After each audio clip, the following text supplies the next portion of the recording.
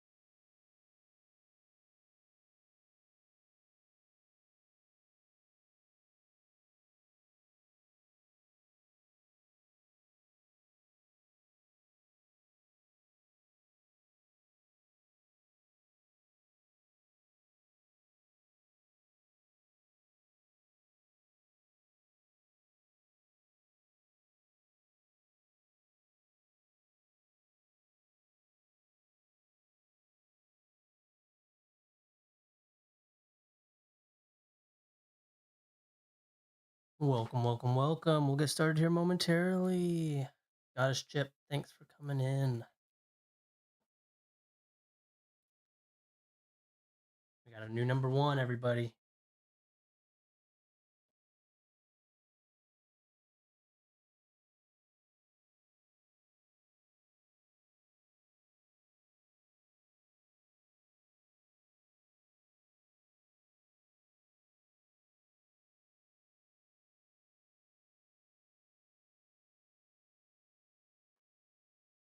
Hopefully you have a snack or a drink. I've got a snack and a drink myself.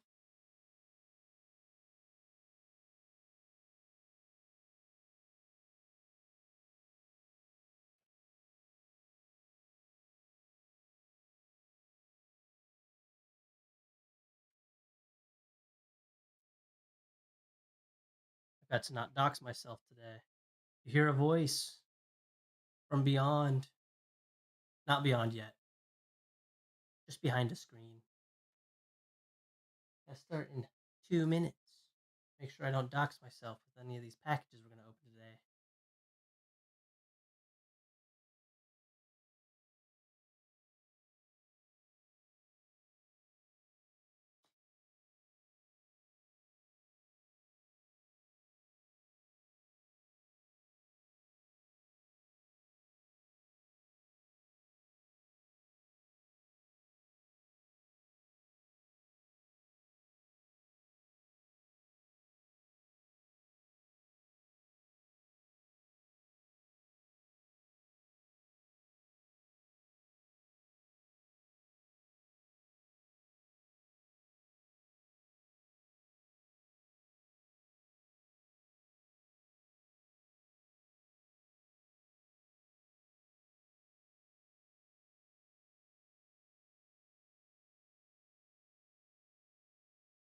Chocolate hummus is a thing? I've never even heard of that. That sounds delicious.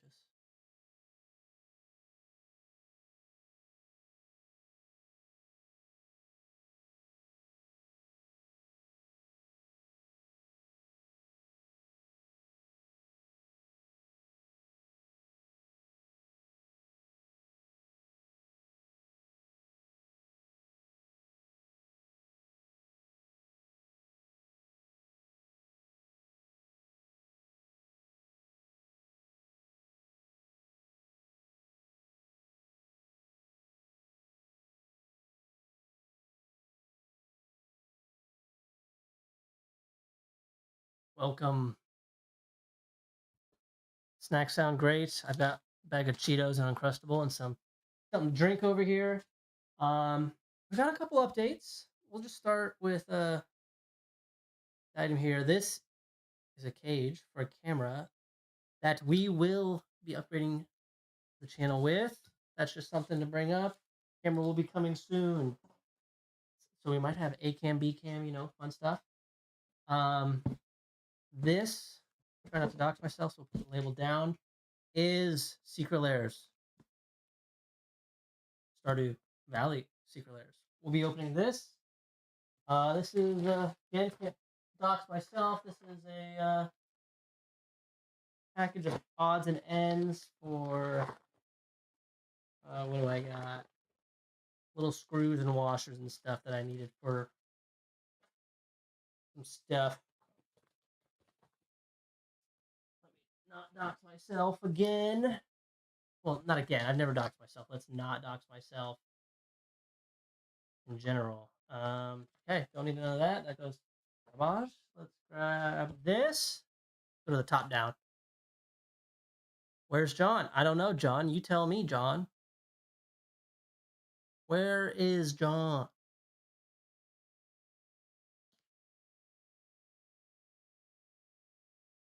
Sips milk. Gonna go great with my Uncrustable once it thaws out a bit. Working on the next video. Good job. Good job. So we've been discussing in okay, hold on. Let me oh yeah, I gotta go to top down, but let me just pull out any. Okay, no backing slip. And we got 3 layers. Okay, we can go to top down.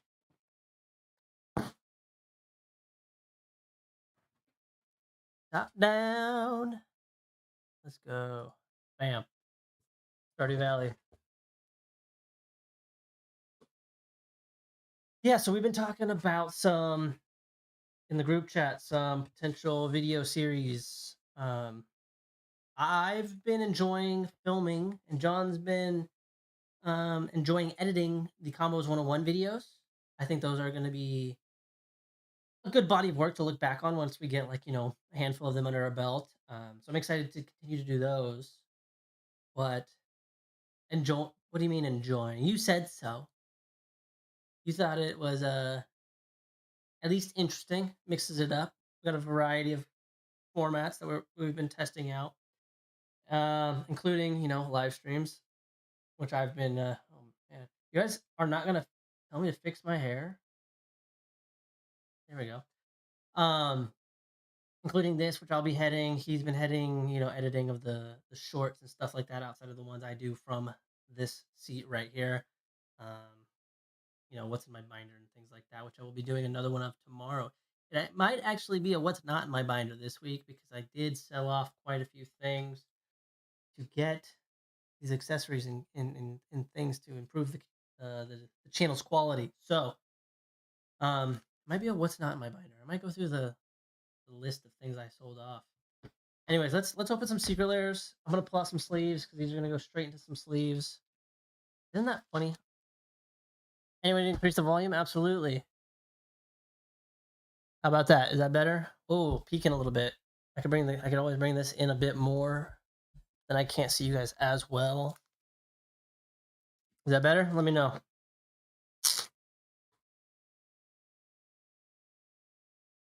Okay, you don't hear a peak? Perfect. Yeah, but also yeah, just turn up your volume. That might. He's maxed. Get bigger headphones. All right, we got a Flicker in the Deep traditional foil. Yeah, at the same time I'm buying Secret Lairs, I'm selling off a bunch of Secret Lairs. Kind of ironic. Okay, so this is the one with Atsushi Blazing Sky. Okay.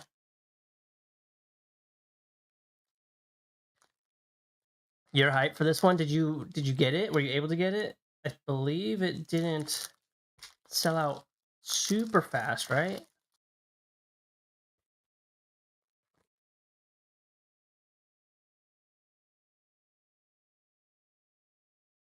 So we've got the Atsushi reskinned as Royal Serpent, Big Slime, reskin of Meiotic Slime, the Arcane Signet. Very cool. Okay, okay. Hopefully you are able to get it. If you didn't, these are all foil. I can't really tell on this one. It's a little difficult. Galaxy Sword, Sword of Forge and Frontier, Treasure Vault. This one I'm excited for. I like this one. Although I do like the Dwarven, the Hobbits, Dwarven Treasure Vault. Do like that one a bit more art wise. This one's still very cool. Very good card. We got an Ooze token. Oh, we got 2 tokens in here. Okay. Treasure token. And Big Score as the bonus card. That's okay. Big Score gets reprinted a lot. Like a lot. Some of these we'll price check where these are at in a moment. We'll put those off to the side. The ones I'll keep, I'll sleeve up. Otherwise, the rest might go into a sell pile. I'm still selling off part of the collection. Okay, so this one is Life in Pelican Town. This is also traditional foil. This is the one with the drop rotation. Drop rotation has also got a ton of reprints. It is a game changer, though. It is very powerful. Got a lot of reprints. So I don't know necessarily that I need this copy. If you're into like the, you want to build like the suburbs deck, this might be the art for you. All right. If you're working on that New York deck, you might need to get this one. All right. So we've got crop rotation. Very farm hands art. Fountain Port reprint as community center. Pelican Town, Homeward Path. We got the Command Tower, of course, Tower of Rasmodius. This is like down and past the woods off to the left there. If you're familiar, if you know, you know. This one's good. It's a good reprint. Yavamaya, Cradle of Growth. Not the greatest artwork in my opinion. I'm just a big fan of Stardew Valley. I don't think that I'll play these personally. The wife also loves this game. Oh, we got Sylvan Caryatid as Junimo Farmhands, the bonus card in here. Ooh, the little Junimos, they're the foily part. That's kind of cool. So Yavimaya, Cradle of Growth, and crop rotations are the couple hits there for me personally. Command Tower is always nice to have. Yes, the arts are cool. Not my the arts are cool, but as one that likes to have like a theme to my deck, I don't know where these fit in. Um Big Score's cool. Treasure Vault, I think, can fit in a deck somewhere. Atsushi's pretty sweet. I do have Atsushi in um oh gosh. Marches of the Black Rose. Um so maybe that Atsushi goes in that deck. Crop rotation's good. Art's a little interesting though. Yavimaya Cradle of Growth. Again, if you're trying to build like the green New York, like you're looking at all the Marvel sets. Oh, what was this one? This is the last one. This is Welcome to Stardew Valley. This is the one that has the only mechanically unique card in this little drop here, Stardew Valley. These were all the arts done by Concerned Ape himself.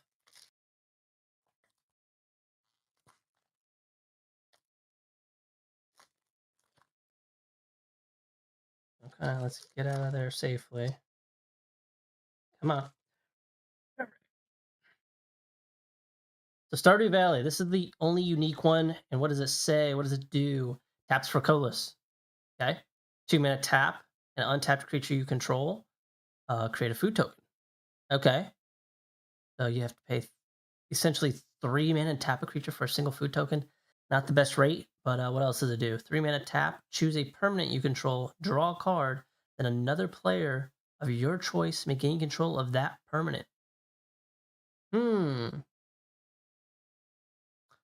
permanent. So you can give something away to draw a card. 3 mana. Okay. There's decks that definitely would want to play this. There's things that want to give away curses and things like that. And this being colorless goes in all of those decks, regardless of the colors. Okay. Stardew Valley. Then we've got Wedding Ring. I like these ones the most out of the 3 drops as far as aesthetic, because it's Stardew Valley, of course. It's done by Concerned Ape. I don't know where I'm going to play them, but I like these ones. These ones are definitely unique and stand out to me. Wedding Ring reprint there. Then we got Dawn's Truce. This is a cool reprint. Gift a card and permanents you control gain hexproof until end of turn. If the gift was promised, permanents you control also gain indestructible until end of turn. This is Pierre's Truce, a reprint of Dawn's Truce. This is a good card. This is a good card.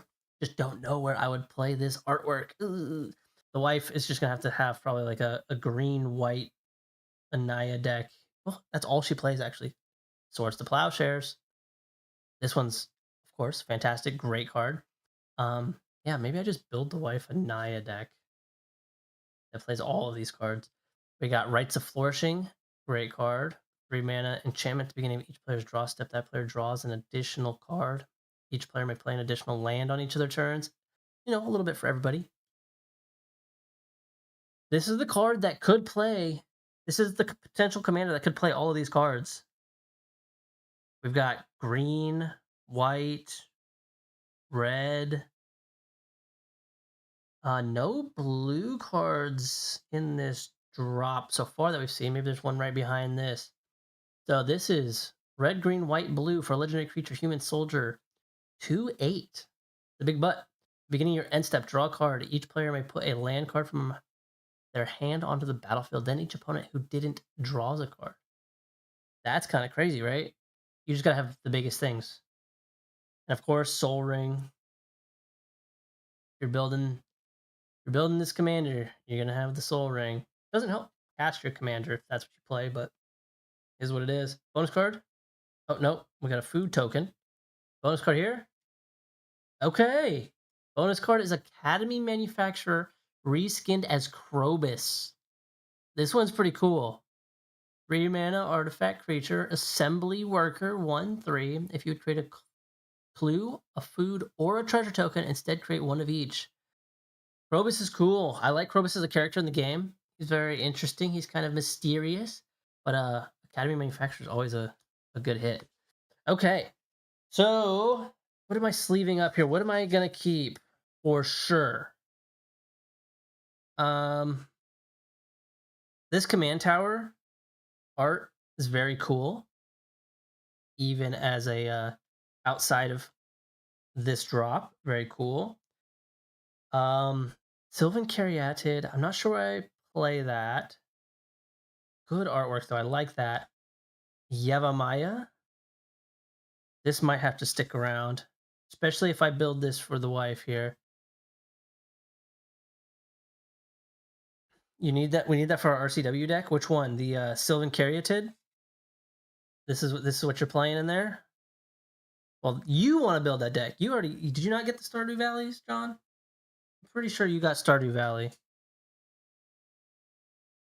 Homeward Path. Not sending out to me. Oh, the Academy Manufacturer. True, true. Fountain Port. As the community center, what does this do? Tap, add colorless. 2, tap, sack a token, draw a card. 3, tap, pay a life, make a blue fish token. 4, tap, create a treasure token. Okay, so this gets you making the treasure tokens that would work with Academy Manufacturer. So maybe this stays with Academy Manufacturer. You would be making food tokens, so maybe that stays. Of course, we're going to keep Soul Ring. This would be the commander. We're building this as a deck. We got to have crop rotation as one of our game changers. Already making this a bracket 3 somehow. Swords to Plowshares is removal. Got to play that. I would say at least these two, Dawn's Truce and Rites of Flourishing, are both good in the deck if this is what we're building. What does the slime do? What does Meiotic Slime do?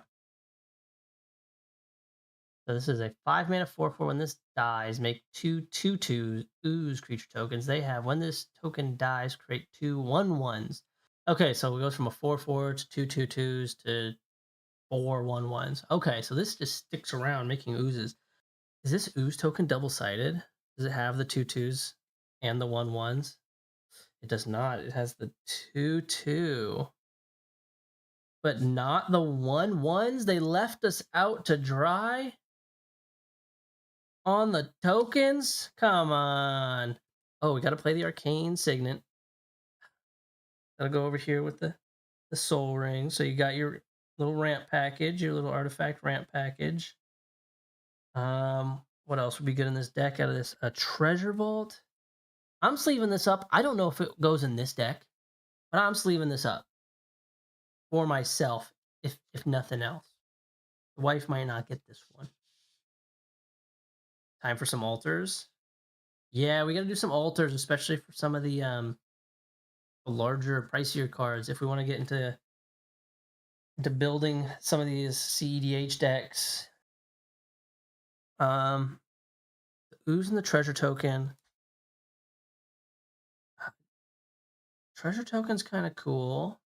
Who's this character in the game? I forget. Who's the blonde that wears blue? I'm not making a deck right now, John. I'm just looking at what cards I would play out of this drop with this commander. For CEDH, if that's what you're asking, I've got Hyam.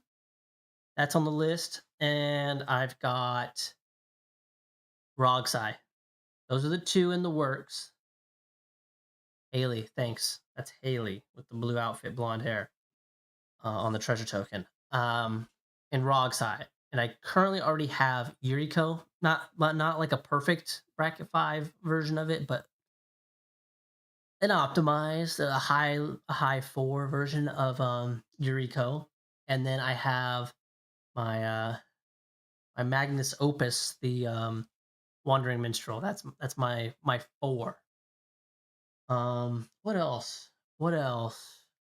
What else would go? Oh, you see my Uncrustable? Let me move my Uncrustable over here, and my Cheetos. Let me move those over here, and put the package knife away. Okay, what else from this? I don't know how I feel about Big Slime. It does kind of just stall the game. You get a lot of tokens to just sit and block while everybody draws cards and puts things into play. Maybe. It's kind of unfortunate that they don't give you the 1/1s. They give you the 2/2s, but not the 1/1s to go with the slime. Big Score. We do have red. Big Score is pretty good. It's just reprinted so many times. Maybe we just put this one in here as a filler draw card. Oh yeah, you do make the 2 treasure tokens. That does work with the Academy Manufacturer. Okay, maybe they just put together, a good little drop here that just works together pretty well.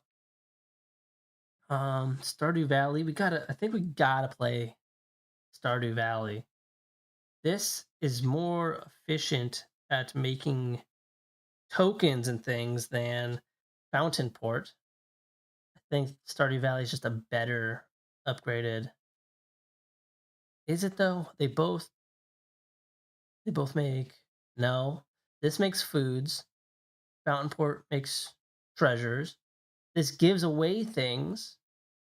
And oh, this works with the commander. Everybody's putting in big things and you give things away.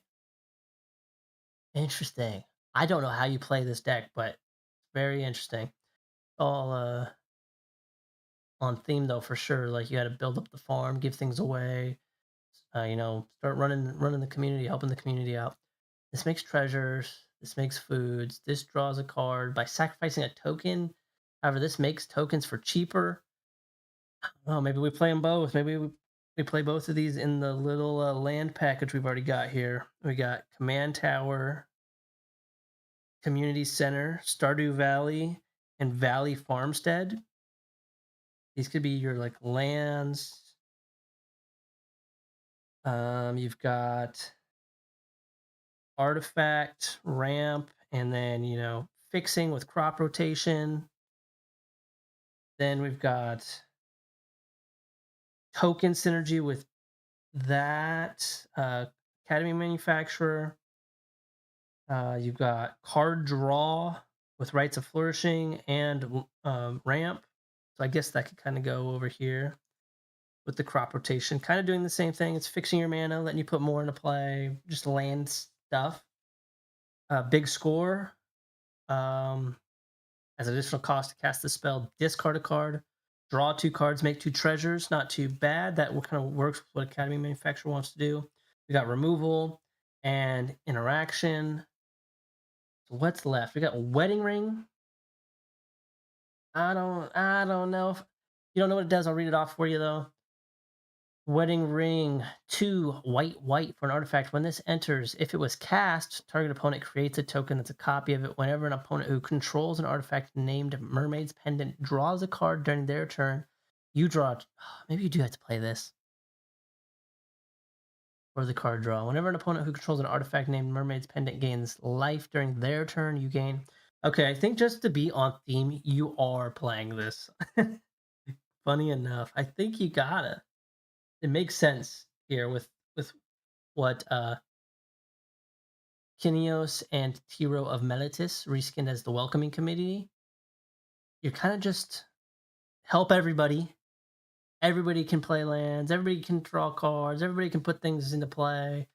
And then whenever that happens with the Wedding Ring, you also draw cards. So maybe we do play Wedding Ring. Not something I would play normally, which is why I didn't consider it right away. But rereading it on second thought might be worth it. At Sushi, this is just something that you could put into play from the Welcoming Committee. 4 mana, 4/4 flying trample. When it dies, choose one. You can either exile the top 2 cards of your library, and until the end of your next turn, you may play those cards, or create 3 treasure tokens. This works with Academy manufacturers. It's also just a big flyer. We have not played on the channel yet. We did order a camera cage. This is a camera cage for a camera that's on its way. And then this is the first camera you're looking at me through right now. So we do have 2 cameras.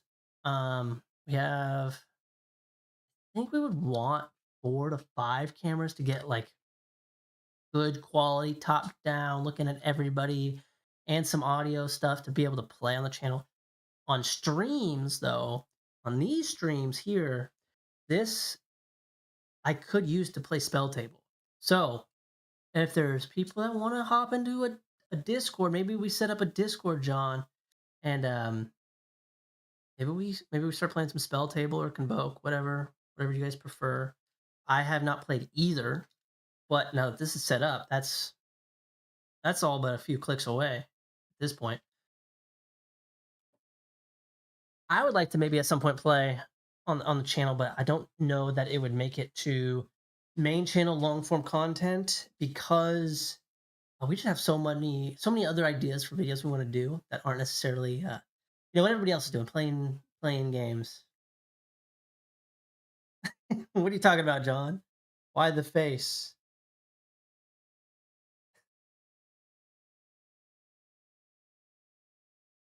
You're stressing me out, John. You sound so unenthused.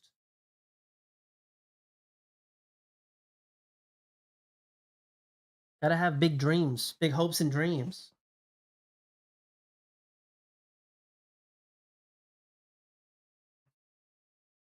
I honestly don't know why you'd even make that face. You should be excited. All that gaming stuff could happen here.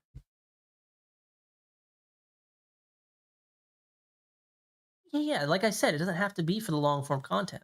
I said it's unlikely. So don't worry about editing. I know you you don't need another thing to edit. It would be here on this on the live streams. If we did tabletop magic.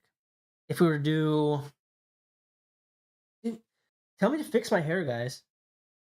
Tell me when my hair is doing crazy stuff. I got that little stray going off back there.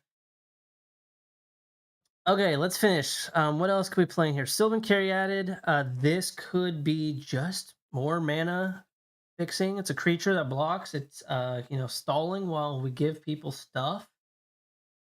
Galaxy Sword, 3 mana. If you don't know, there's a series of these swords of blank and blank.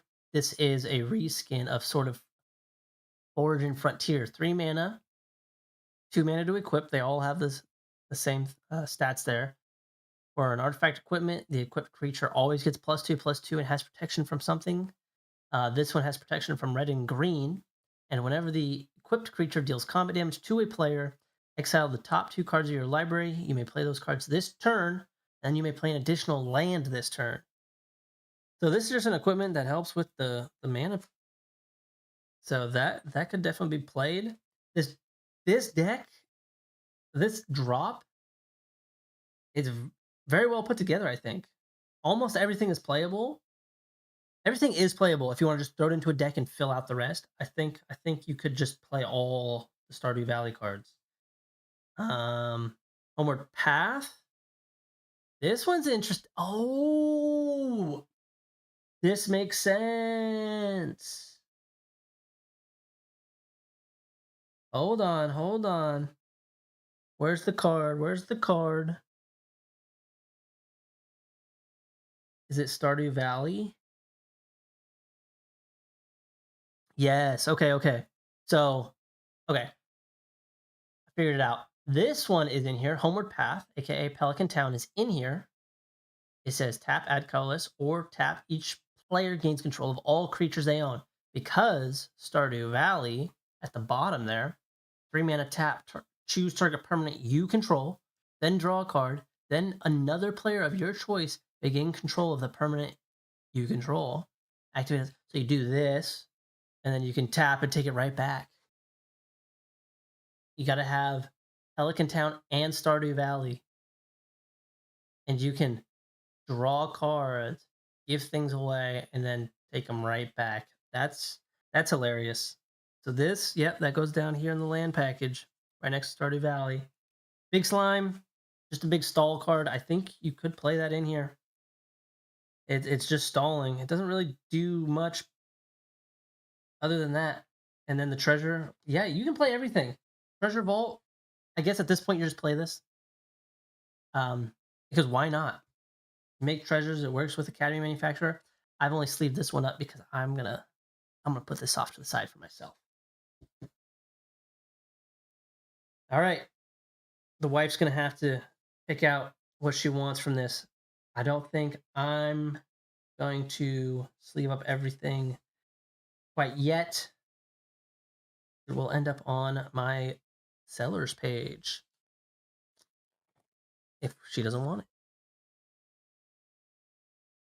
All right, what's next? We've gone through the mail. Is it snack time? Maybe it's Cheeto fingers time. What has everybody else been up to this week? Before we get into some more magic content, what has everybody been up to? We offline have been talking about doing a potential very beginners series of videos talking about phases of turn. Like a whole video would talk about specific phase of a turn. So in the beginning, hopefully I didn't hear that. There's like weird stuff going on outside. So like the beginning of your turn, you got the um upkeep, phase, the untap upkeep draw. So what happens technically at each of those? Um what things are triggered at those phases? Why can't you do X during the draw phase? Why can't you do Y during the untap phase? Things like that. Explaining what they are, because as someone who's played the game a long time, I see the game as you can do whatever you want, whenever you want, outside of a few things, and those are defined by the characteristics of the phase and or the card, like creatures. Like the characteristic of them being a creature, they have summoning sickness, which is why haste exists. Otherwise, a creature could basically do anything else can do. It can activate abilities whenever. It can attack during the combat phase, so on and so forth. Um, and so, like instance, everything is instant speed unless told otherwise. The characteristic of being a permanent basically takes that instance away from it unless it has flash. Um, what else? Lands, by characteristic of them being lands, they are not spells. There's little things like that. But basically everything is just is the same. It's a lot of the same effects across all card types. You just got to figure out when you can do them, which is basically anytime, except for when the card type determines otherwise. All right. If you guys are interested in something like that, getting super nerdy, super into the details about phases, differences between a creature and a planeswalker, sure, could get granular into like different card types as well as phases and steps and things like that. I think, yeah, the more I think about it, maybe create like why are planeswalkers different than creatures? I guess that's you got to explain that because they don't attack. They do have a number in the bottom right corner that creatures have, and most other card types don't. Um, yeah, that would something like that. That's a good topic.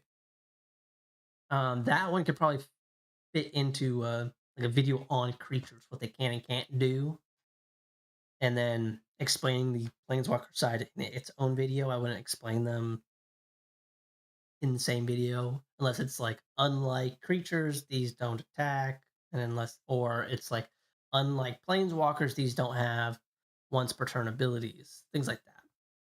I wouldn't go in depth into both card types in one video.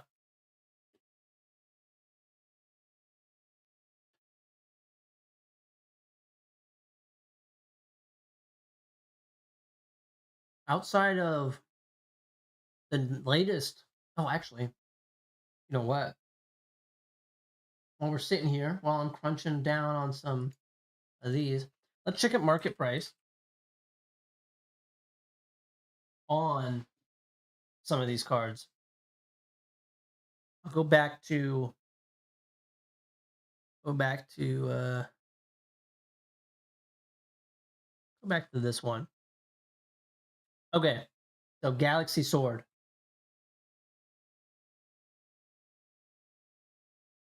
Sword of Forge and Frontier. This is currently in foil, $10. Okay, okay. Price not drop because everybody's getting them. Yes, good call. We will check the smog after these. Where did I put the smog? Oh, is it in here? No, let me find the smog. It's over here somewhere. Got it. Got the smog. Ding. That's for the end. Sand Cheeto ad. Alright. We got Jumino Farms.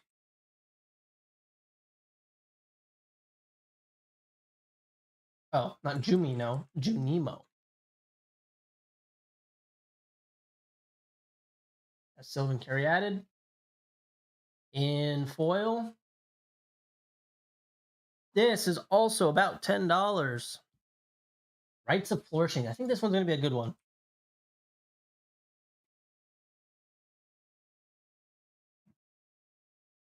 What's my neighbor doing?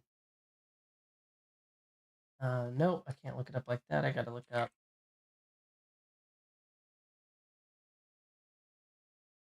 Let's look it up like that. This one has been reprinted in Secret Lairs a couple times. And this one, okay, it's not as good as I thought. About 250. 250. Been reprinted enough times. Crop rotation, always a banger. Don't think it's worth a ton though. This one happens to be. Come on. Just under $4 for that crop rotation. Arcane Signet. Oh, that's gonna be so hard to find. I don't think this one is particularly special. I'm gonna guess somewhere between $1 and $10. Who knows? Soul Ring, same idea. Somewhere in that $1 to $10 range. Yavimaya though, Cradle of Growth.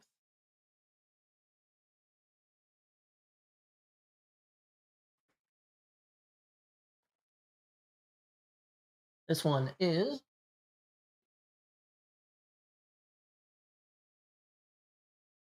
$22. Fountain Port, I don't think it's worth much.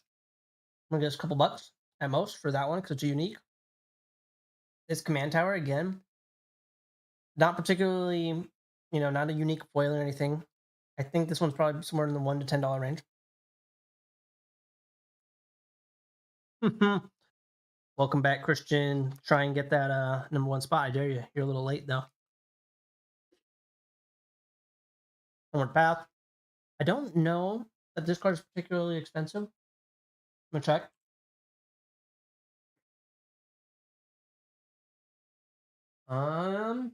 Okay, not bad. Near mint foil, about $5.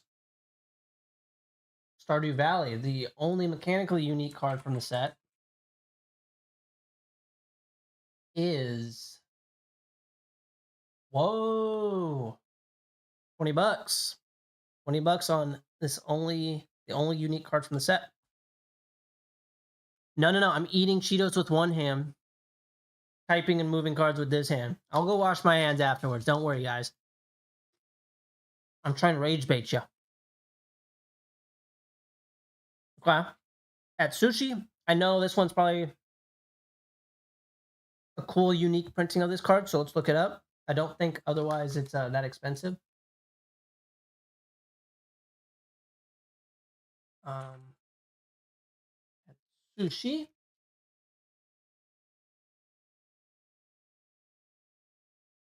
Like I have these two Cheeto fingers, guys. Trust me, if you see it down there, I'm not touching anything. $2 on that at sushi. Bah, bah. The store of the Heard the story of Darth Cheeto Hands the Wise. I have not. Tell me all about it. You know what? Here. I still got Cheetos left. I'll go wash this ham, and then we'll eat the rest. So you guys aren't rage baited. You're just gonna hear a lot more noise. I'm not touching my keyboard with those hands. I was using these three fingers. I was like, "Dee-dee-dee." These were the Cheeto fingers. Don't argue with me. I'll be right back. Talk amongst yourselves.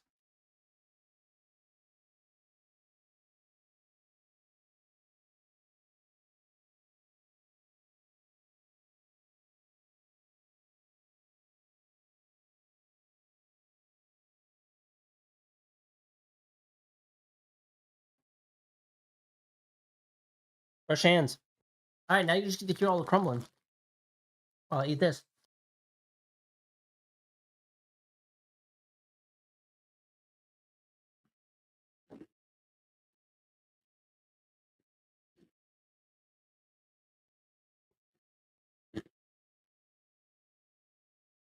No, I can't leave you with music. You got some royalty free music for me? I'm not trying to get my live stream taken down, and yes, ASMR. All right, you go pay. You go pay for music. Go look at those subscription fees. They ain't cheap. Not for the crap they're putting out. All right.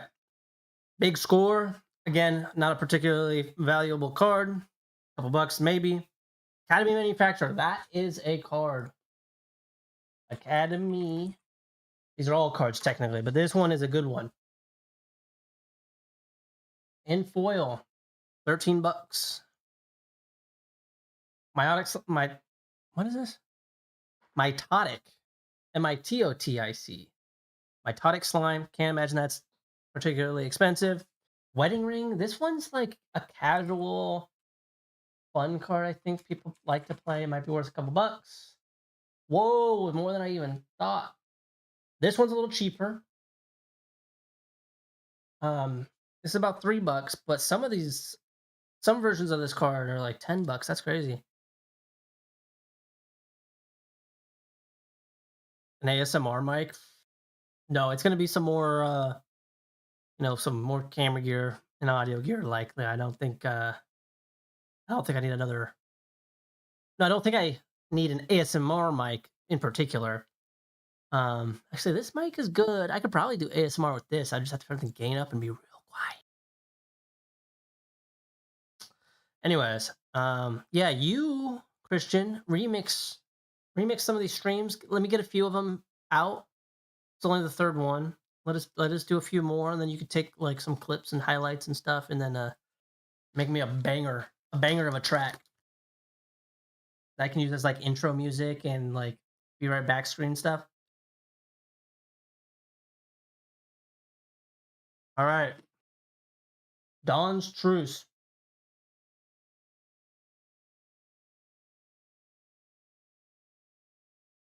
Nice, nice.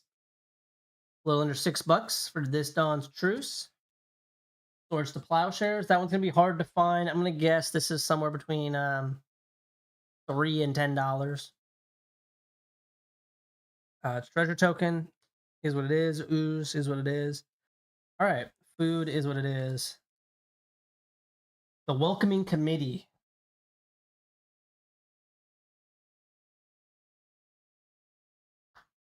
Okay. This commander, about $5. About 4.5, $5. Treasure vault. This treasure vault in particular is, until the Hobbit, the best one we've probably seen. Even though they kind of came out like literally about the same time. Oh wow, not too bad. Not too good. I thought it was gonna be more actually. Less than $4 for this one. But is what it is. These prices, Secret Lairs, they are weird. They do fluctuate. They start real cheap. Some take off, and you just gotta hold a little bit or they're valuable. All right. Why would you use a card that exiled a creature? Which card? Are you talking about the Swords to Plowshares? Is this the one you're talking about?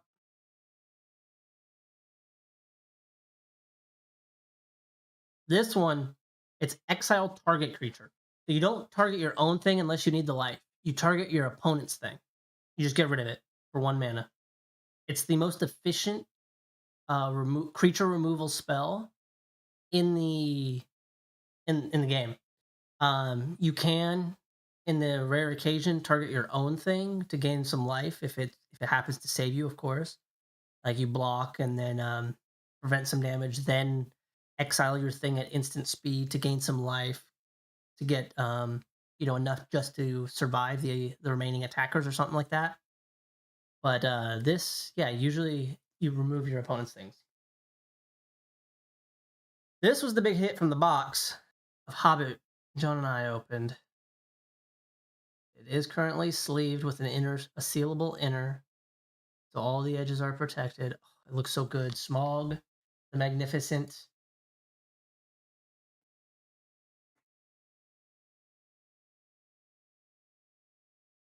Okay, this is Showcase Surge. Market on it. Market price of this is showing about 275. It's got some volatility though right now. Currently, if you're buying from TCG Direct, I know there's some baggage there. If you do still currently utilize TCG Player for your buying needs, TCG Player Direct has the cheapest one listed at 320. We've got one page. We got one page sub 200 or sub $300. Once you get to the second page, out of the 30 listings, you're 300 plus. Second page, once you hit the third page, you're at above 400. So there's about 20 of these listed sub 400,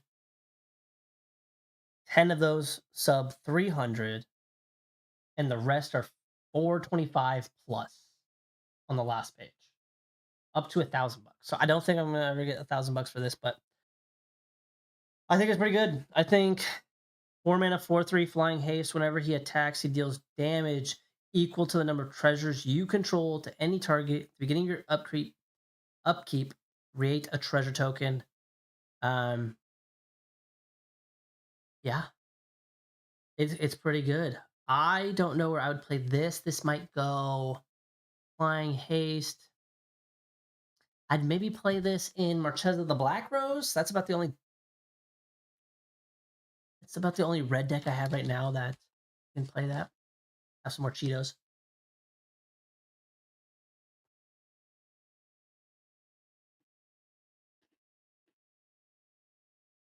Yeah. Price on this has been leveling out. I still wouldn't be surprised if I got $400 for this at some point. But it still holds for me for right now. Price price chart has been going up. People have been buying this card. Volume candlesticks are going up. That's probably where the volatility is coming from, though, because there's not many listed. You got a lot being bought pretty low when they pop up, but the rest are priced pretty high. Who is Marchesa, the Black Rose?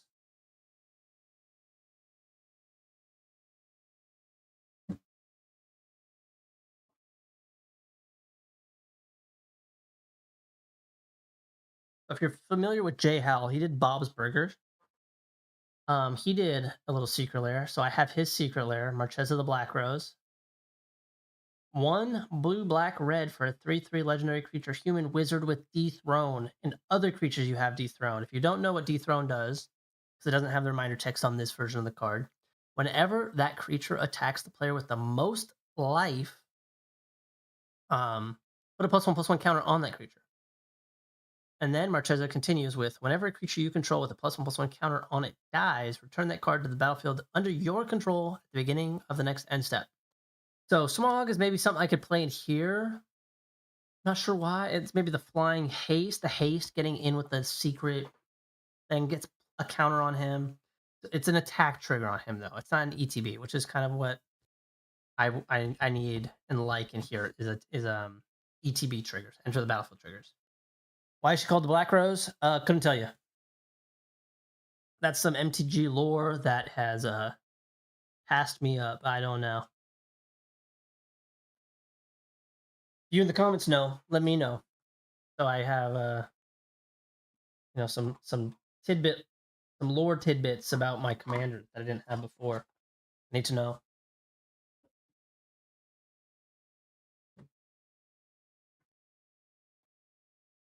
I'm guessing it's because she had a black rose at some point.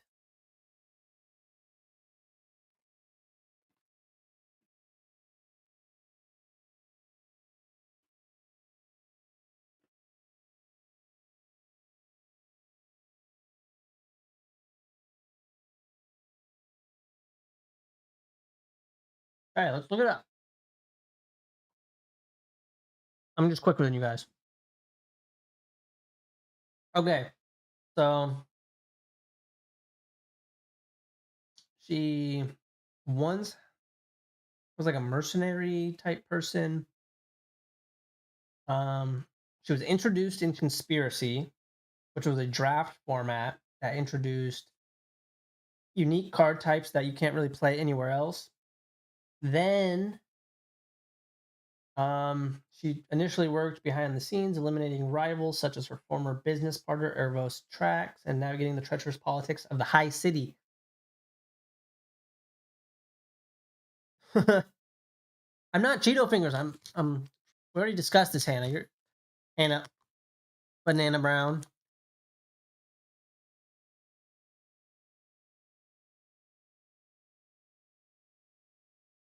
Ah.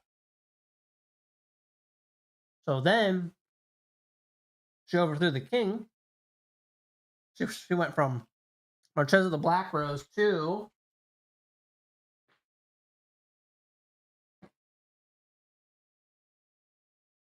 she became Queen Marchesa. So she dropped the blue and picked up white. This card I have is, in particular, is signed by Kieran Yenner, the artist. I like this one a lot. And Marchesa is a cool character. I've built both this deck and the other one, of course. So she became the queen, claimed the crown. She ascends to the throne as Queen Marchesa, shifting her public presentation forward-facing toward a facade of lawful, authoritative governance, reflecting in her transition to the white mana in her later card, Queen Marchesa, while maintaining her iron grip through fear and control. She's okay. She's kind of a dictator of sorts. But where's the Black Rose come from? Let's figure it out. She has raven black hair, held up with ornate pins, and usually wears the fashion of the older women in Italiano. On each finger, she has a ring, each expensive and ornate, and each housing a different poison. I didn't know that. She has poisons in her rings. She employs zombies to guard her safety. I'm learning a lot. What the heck? Is which one a foil card? Is this one? Or is the Black Rose?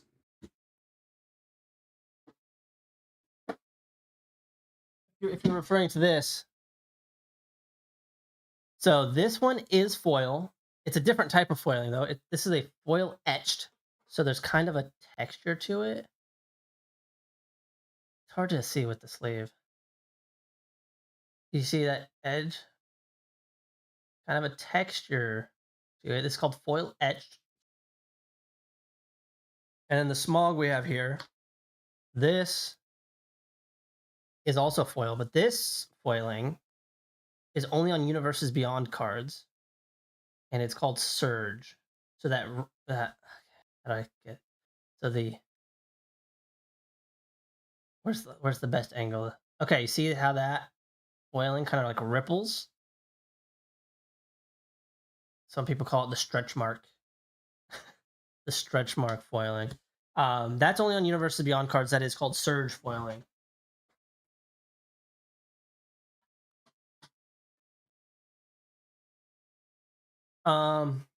Okay, so back to the queen herself. She employs zombies to guard her. Her mansion towers over the palatial homes of her neighbors, each extra story a mark of her success. But where's the black rose come from? That's what I'm trying to figure out. Um, uh, the custody crowned Queen Marchesa, the first of her name after the planeswalker Kaya had killed Brago's spirit at her behest. Oh yeah, she did have a card in Thunder Junction too, huh? She went back, kind of back to being like a weird assassin or something. You know what? Let me see if I have that card so we can see like her whole progress. Because you saw the first one, Marchesa the Black Rose. That's where she started. That's my favorite version of her currently. I did build Queen Marchesa first though. And then Thunder Junction happened.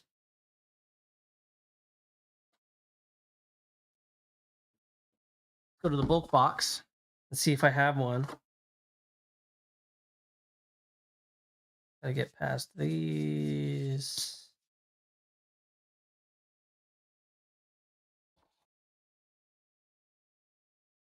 Okay. Get past those. It's not there. Oh, this is where we had the Lotus Ring in the big score bonus sheet of Outlaws of Thunder Junction. Oh, I should probably check how much this guy is. Bristlebud Farmer? He used to be money. I don't think he is anymore. Then we have Extended Commander Arts. Then we get into the rares. Come on, Marchesa, where are you at? Ooh, Insatiable Avarice. This is a good card. We are looking for the last. Aha! And then Marchesa became the Dealer of Death. She went back to her Grixis colors. So that's blue, black, red, 3, 4. Whenever you commit a crime, and this has reminder text at the bottom there in parentheses, targeting opponents, anything they control, and/or cards in their graveyard is a crime. So if you would target anything your opponent controls, you've committed a crime. So whenever you commit a crime, you may pay a mana. If you do, look at the top 2 cards of your library. You may put one of them into your hand and the other into your graveyard.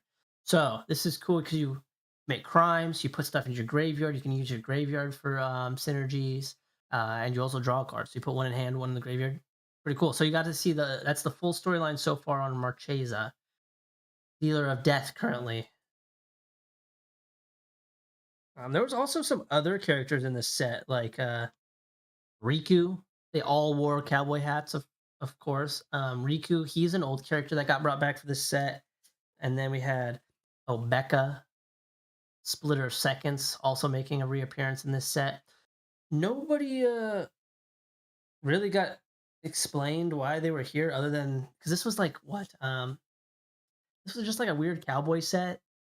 Nobody really liked it, and then there was like a death race right after this set. So people, I think, kind of just like let it disappear from their minds. They forget about this set. But Marchesa was in there. I don't know where the Black Rose came from though. Let's see if there's any more history. Um, Marchesa, whose name is Italian for Marchioness. What the hell does that mean? What is? Huh? I'm going on a history lesson. Look what you've started.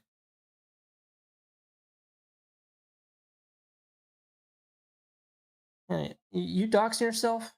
I know. Okay, so Marches is a ruler of a border area or like a frontier. So Marchesa is a disambiguation of Marquis or Marches or Marquez. Okay, okay. So it's Italian for someone like a ruler of a border or frontier. That's cool. Seems to be inspired by the historic character of Lucrezia Borgia, an Italian noblewoman of Spanish origin who has controversial fame for being a schemer and a poisoner. We got backstories and lore here. All right, is it Ooh, I think my Uncrustable's almost ready. I don't want it completely frozen. Just a little chilly on the inside. Before I hop into my dinner, what else do we want to learn? We've got other cards associated with Marchesa. Maybe the Black Rose card, Bite of the Black Rose. Yeah, she got rings with poison. That's crazy. Which flavor? You know, good old peanut butter and strawberry jam.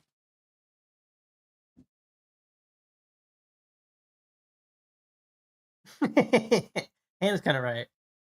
Except I keep saying Hannah because you can almost assume her name is Hannah from HM Banana. But we'll just let that go. John, you gotta speak more. You gotta get more involved with the chat here. I'm trying to figure out why she's called the Black Rose. We got Bite of the Black Rose. We've got Marchesa's Decree, Ninth of the Black Rose. Oh, okay, so of the Black Rose. I think it's maybe just like a We're just kind of staring at my mat here. Huh? Let's put that in and make it the small one. So now you can still see it kind of down here, but how do I point here? Yeah, you can still see it here. This is the card we're going to be tracking here in a second. Oh, we already tracked that. I don't know why you even need to see my map, but we're moving on. Knights of the Black Rose. So maybe the Black Rose is kind of just like a family, a shield, a crest. Hail to the True Queen, long may she reign. Human Knights. They are Knights of the Black Rose. Okay. Marchesa's Emissary. Oh, wow. Marchesa's Emissary looks like she's from Thunder Junction, but this card came out in 2014. Whoa. True. Just a bot.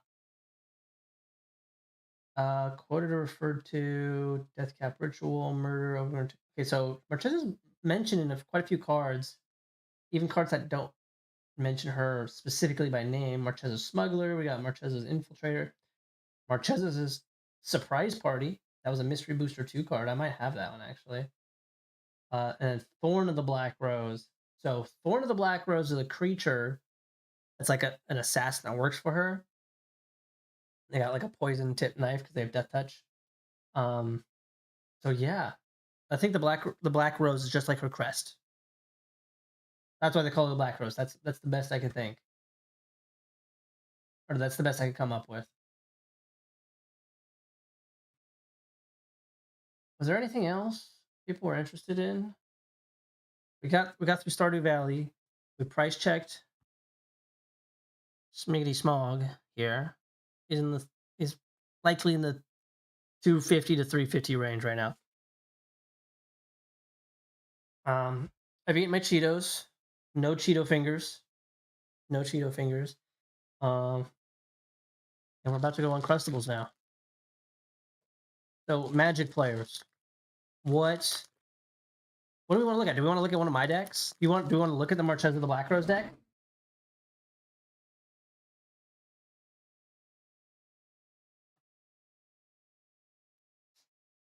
We could just look at the full commander deck here if you're interested. I've also got Chatterfang. Favorite deck to play? Always the Wandering Minstrel. 5 colors. I can do whatever I want. Play a bunch of lands. Draw a bunch of cards. win usually. Yeah, of course. Whatever deck is winning. However, I do like this deck a lot. It's one of the few budget decks I have not taken apart because speaking of stickers, John, we gotta release these at some point. Whenever we make a Patreon, these have got to go on there. Anyways, this deck is very fun. Marches of the Black Rose, because it's kind of political. It kind of scales with whoever I'm playing. I don't have to be the strongest one at the table. I just have to hit the strongest player at the table. And I don't even have to hit them. I just have to swing at them. They can block it for all I care. They can kill all my creatures. As long as I attack them, I'm fine. I'm getting all the perks I need. It's a very fun political deck. I like it.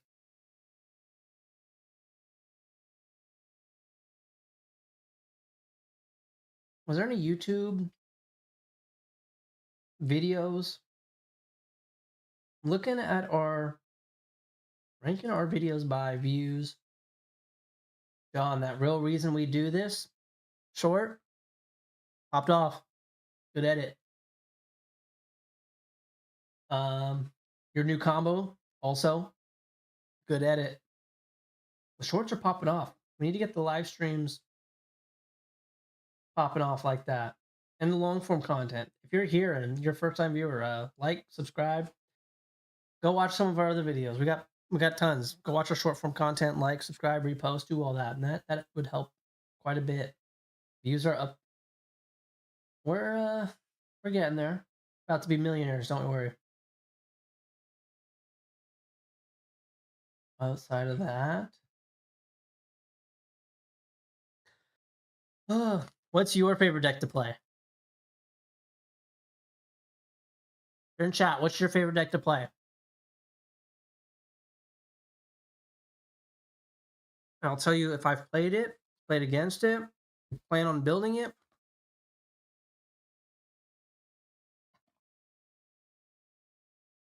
Gotta put the Uncrustable down.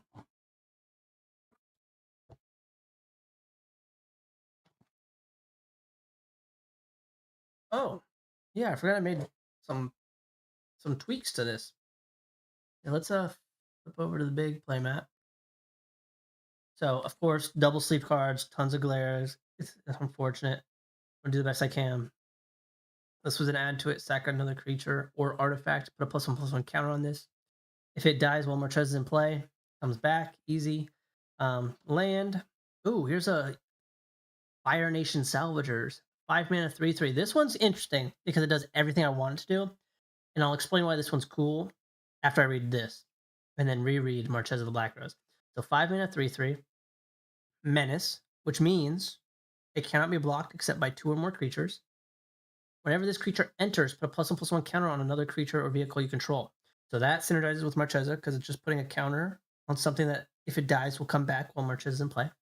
And then whenever 1 or more creatures you control with counters on them deal combat damage to a player, put a creature or vehicle card from that player's graveyard onto the battlefield under my control. So if a creature with a counter on it deals damage to you, I'm stealing a card from your graveyard. If that creature comes to my battlefield, it gets a +1/+1 counter put on it, and it dies. Normally, these types of effects say return it to the battlefield under its owner's control. However, Marchesa the Black Rose says whenever a creature you control with a +1/+1 counter on it dies, return that card to the battlefield under your control at the beginning of the next end step. So I can steal stuff from your graveyard with Fire Nation Salvagers, and keep it around as long as it keeps attacking with Marchesa the Black Rose. The lands. This is a must play in this deck. 3 mana, pay 3 life, put a +1/+1 counter on a creature. It keeps my life total low. I have to be the lowest life total at the table, essentially, most of the times when I play this, because Marchesa wants to attack the player with the most life. If I have the most life, I can't attack myself. So this keeps my life total under my opponents while putting +1/+1 counters on creatures, which would come back when they die, as long as she's in play. Got some lands. I got many of these types of effects in this deck. There's several. 1 mana instance that until end of turn, whenever the creature would die, instead you return it to the battlefield with +1/+1 counter. Different types of variations of this if the creature would die this turn, it comes back. Yada yada. Several of those. Let's go back to the Uncrustable here. Is there one color I gravitate more towards more? I gravitate towards colors for different things. I would say if I'm building a deck from scratch and I have 0 starting commander, and I'm just putting cards to the side that I think might be good in a deck, I'm probably gonna have a big pile of blue. I think blue is the one I gravitate towards.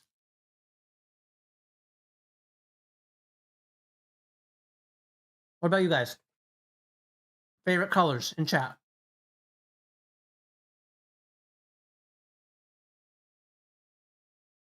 One that I don't play or play less? I don't think so.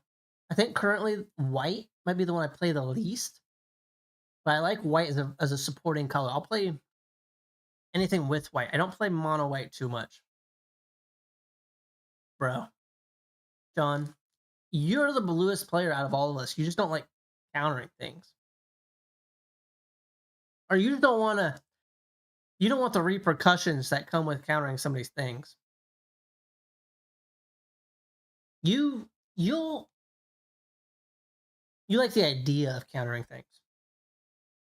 You just can't handle the, oh, you countered my thing, I'm coming for you. You don't like that part. I can take the smoke. I'm going to win this game regardless. I'll counter your things and still win. After the crackback. I don't even care.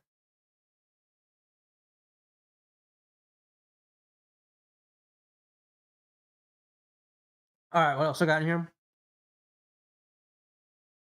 There's a lot of peanut butter in that bite. Hold on.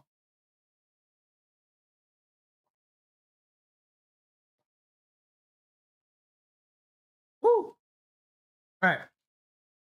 And then, because I want to attack the player with the most life, it would be nice if my creatures made it through. So I've got several things like this. 2-minute 1/1 can't be blocked. Whenever he deals combat damage to a player, I draw a card, then discard a card unless 7 or more cards are in my graveyard. Not bad. Land. Oh, we got another UB card. Agent Venom. 3-mana 2/3 Flash Menace.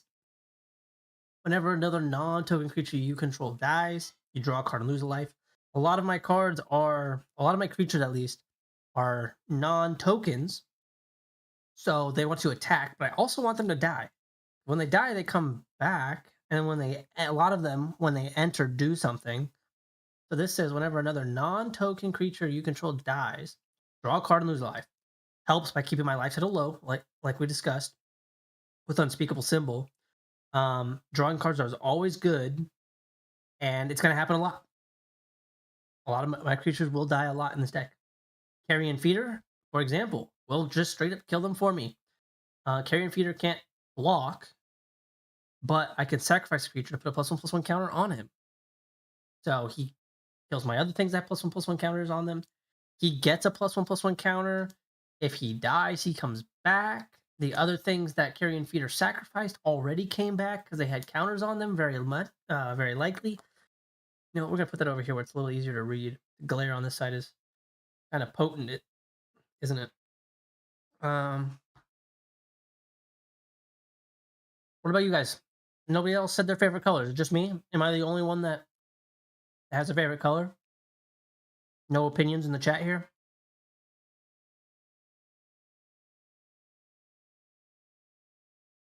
Again, I like drawing cards, so we've got Deadly Dispute. Yeah, red green. Yeah, that makes sense. That makes sense.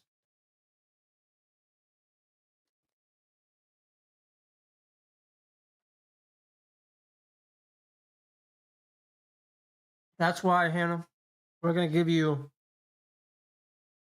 all of these Stardew Valley cards.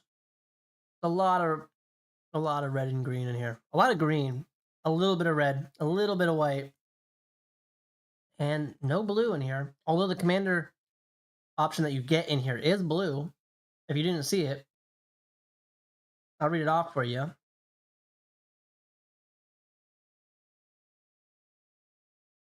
And I'll show you. Here we go. We got the Welcoming Committee. Red, green, white, blue. It's a reskin of Kineos and Tiro of Meletis, the legendary creature human soldier. Power 2, 8 toughness. Hannah, you can't promote another game while I'm talking about another, especially when it's a rip of this one. Okay? So wait for the Haunted Chocolatier to come out, and then you'll get the other half of this, and then you'll be like, Fields of Mystria, fairly newer. Anyways, what does this card do? Oh, this card's got a big butt. 8 toughness, big butt. At the beginning of your end step, draw a card. Not bad. Each player may put a land card from their hand onto the battlefield. Okay. And then each opponent who didn't draws a card. Hannah, you wanted to build Miss Bumbleflower, right? You like Miss Bumbleflower? This is very much in that vein, but you get red as well. You get to help out everybody. You get to do a lot of the same things. Give everybody stuff. But then you just put down a big giant creature or something. Yeah. You just ramp into big things. And you stall the board in the meantime. And you give people stuff. So it wasn't me, I swear. It wasn't me. It was him over there. Over there. Alright, get back to this. Deadly Dispute. 2 mana as additional cost to play this spell. To cast this spell, sacrifice an artifact or a creature. It's usually a creature in this case. Draw 2 cards, create a treasure token. This is 1 mana, draw 2 cards sometimes because the treasure pays for itself. Not bad. Atsushi, like I was saying, Atsushi is a card I am playing in here. Then we did just get a new one in here. But which one do you guys think is cooler? The one from Kamigawa on the left that I've been playing for a little while here, or the Royal Serpent from Stardew Valley? I think they're both cool in different ways. Sushi does sound good. If you get some, bring me some. Because all I've had for dinner is peanut butter and jelly. And Cheetos. You like the Stardew more, Hannah? Yeah, I like this for the flavor. I think the art here is definitely cool too. So if you like this one, Hannah, you're gonna keep it. I'll keep Atsushi over here. So we saw this one earlier. We don't need to read it. Jay Howell did some more artwork in his secret lair. So we've got Agent of Treachery here. 7 mana, 2/3. When it enters, gain control of a permanent. Now remember, if a creature under my control with a +1/+1 counter on it would die, it comes back under my control. So, oh, excuse me. So it enters, I gain control of target permanent, likely one of your creatures, likely the biggest thing on board. And then at the beginning of my end step, if I control 3 or more permanents I do not control, or I do not own, I draw 3 cards.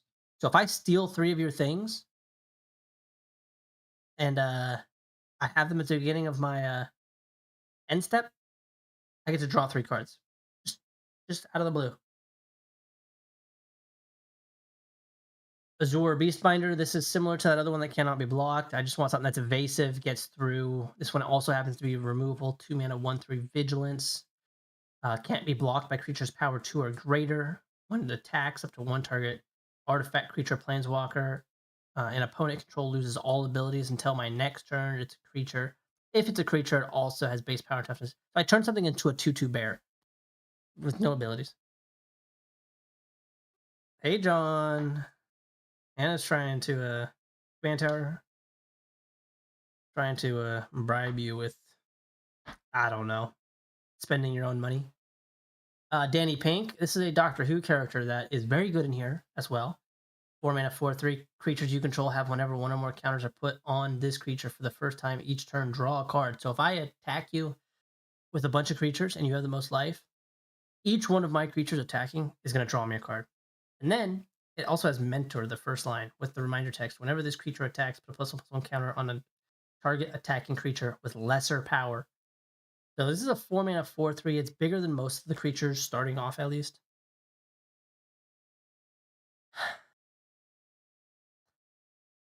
I don't think you've taken me to your favorite sushi spot yet, John.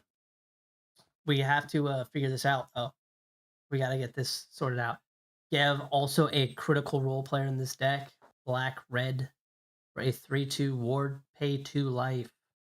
So, ward, if you try to target this card, I counter the ability or spell targeting Gev unless you pay 2 life. So, you can still target it, unlike Hexproof and Shroud, where no, you can't even target it. It's not an option. You can target something with ward. Your spell or ability would just be countered if you don't pay the ward cost, which is 2 life in this case. And then Gev says, other creatures you control enter with a +1/+1 counter on them for each opponent who lost life this turn. So what I do is I just swing before I cast any creatures. If you take life, all the creatures I cast after my second main now enter with a counter, which works with Marchesa because if they would die, they come back with. Oh, it's so good. But it doesn't even stop there. When you cast the lizard, he deals 1 damage to target opponent. There's no other lizards in the deck. Slip out the back. This is similar to that Undying card earlier. 1 mana, put a +1/+1 counter on a target creature. Come on. It phases out, so just protection. We gotta go. You'll even buy drinks. John's buying drinks. A round for everybody. Everybody in chat. A round of drinks on John. Can we cheers in the chat? Is there cheers in the chat? Is there an emoji for that? Oh, let me do it. I'm gonna find one right now. Add emote chat. Cheers. Oh, I didn't mean to search. I meant to search emotes, not just chat. Shit. I don't think that's it. There. Oh yeah. We could do that. Bing, bing, bing, bing, bing, bing, bing, bing. Cool. Very cool. All right. I didn't realize I could chat in my own. All right. Let's get back to this. We got some lands. This is Space Shift is very similar to Slip Out the Back. I exile a creature or artifact, return to the battlefield. So it's on the stack interaction, protects a creature, enters with a +1/+1 counter. Azula, another Fire Nation card that I'm playing in Marches of the Black Rose. 2 blue, black. For a 4/4 with Firebending 2. Firebending 2 has a reminder text here. Whenever this creature attacks, add red, and it lasts until the end of combat. So you attack with this, and you get 2 red to spend during the combat, unless you have something in play that says mana you have does not. My watch is reminding me to stand. Mana you can have does not leave the mana pool or something. You'd have to have something like that. However, when it enters, target opponent exiles a non-token creature they control, then they exile a non-land card from their graveyard. During your turn, you may cast cards exiled with Azula, and you may cast them as though they had flash. Mana of any type can be spent to cast those spells. So this is another way for me to cast things that you control or you own, give them a counter somehow on my side, and then they get a +1/+1 counter, and they die, they come back. Easy peasy. Lands, Undying Evil, like that Undying card earlier. Flare of Duplication, there's a couple effects like this. Flare of Duplication is pretty easy. 1 red. To copy an instant or sorcery spell, and I may choose new targets for the copy, but this one can be cast for free if I sacrifice a non-token red creature, which is fine because I want to kill my own creature sometimes. Not a big deal. For example, here's another reason I might want to kill my creatures. 3 mana, choose 2 creature cards in my graveyard. I sacrifice 1 creature. If I do, I return the chosen cards, plural, to the battlefield tapped. So I sack 1 creature, get 2 back. Lands, Malakir Rebirth, similar to the Undying thing, but it also has a backside. Bergie has a backside. Did you guys know that? As a land that would enter tapped. Bergie has a backside. Go look it up. If you didn't know, look it up. Some lands. Iron Apprentice. This one's great. Colorless, so I can cast it with whatever mana I have at the beginning of the game. It enters with a +1/+1 counter on it. Holy, what is going on with my phone? Can you guys chill out? I'm gonna go on Do Not Disturb. You guys are freaking out over here. My wrist just keeps going off. What was I saying? And then when it dies, if it had counters on it, put those counter. I guess I gotta put this in Do Not Disturb as well. Does my phone not just like whatever, Apple? This last update. This last update has been a pain in my butt, by the way. It's just buggy. From Hard Specs, 3 mana, 3/2 with Morph. Morph for a black. You may cast this card face down as a 2/2 creature for 3 mana. So all morph costs, you can do that. 3 mana of any color, and you can put a morph card face down. Then you can turn up, face up, where it's a morph cost. In this case, it's a single black. So you don't want to be able to tell which card it is. So they always go face down for 3 mana, and they flip for whatever the cost is here. So this is 3 mana, and then a black for a 3/2. Whenever another non-token creature you control dies, draw a card. So I could play this face down for 3 mana, swing in with a board full of things. No, it's all going to die. But for black, flip it face up, and then all those creatures that are about to die will draw me a card. Pretty cool.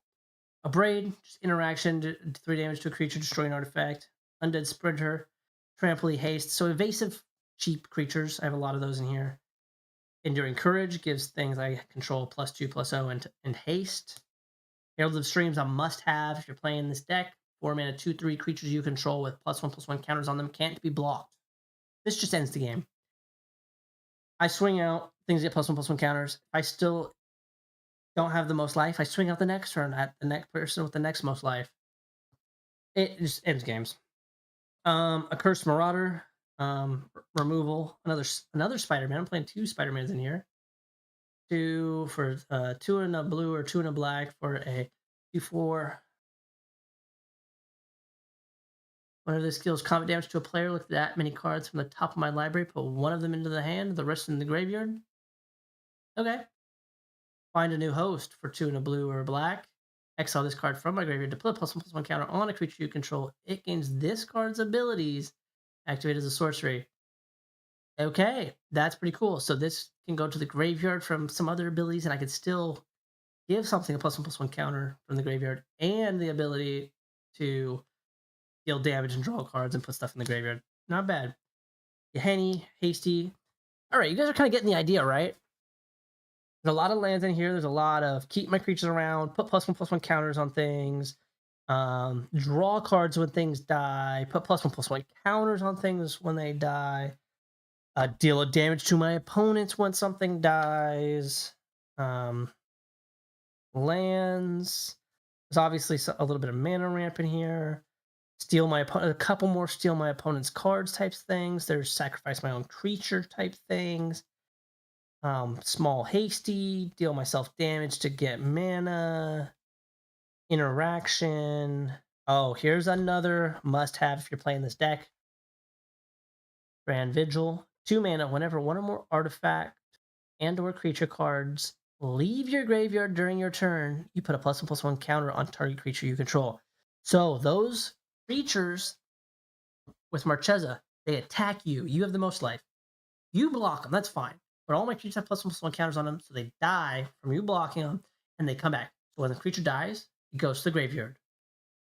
Grand Vigil will see them come back from Marchesa, the Black Rose's ability, and they will come back with a +1/+1 counter. They would come back into play with a +1/+1 counter. And then Marchesa says, if a creature you control with a +1/+1 counter on it dies, return it to the battlefield that you control at the beginning of the next end step. It's so good, guys. If you've never played this deck, and you know me personally, let me know that you haven't played this deck so you can play it sometime. It is so fun. You've probably seen me play it and have fun. John, where's my drink? Where's the round of drinks at?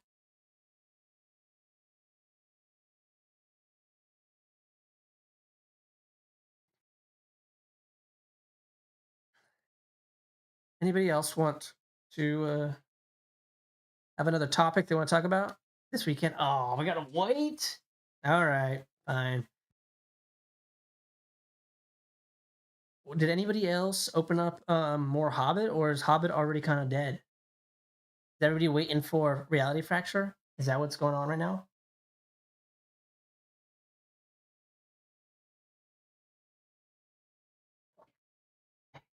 You bought another pack. What'd you get? Anything good? The next set is Reality Fracture. You should stop. No, no, no. Don't stop. You're a content creator now. That's a tax write-off. Keep them receipts.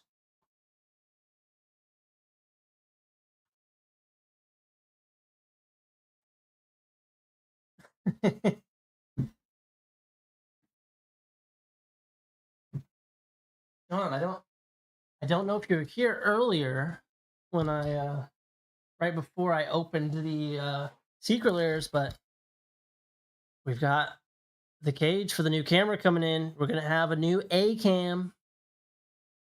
This, I think, paired with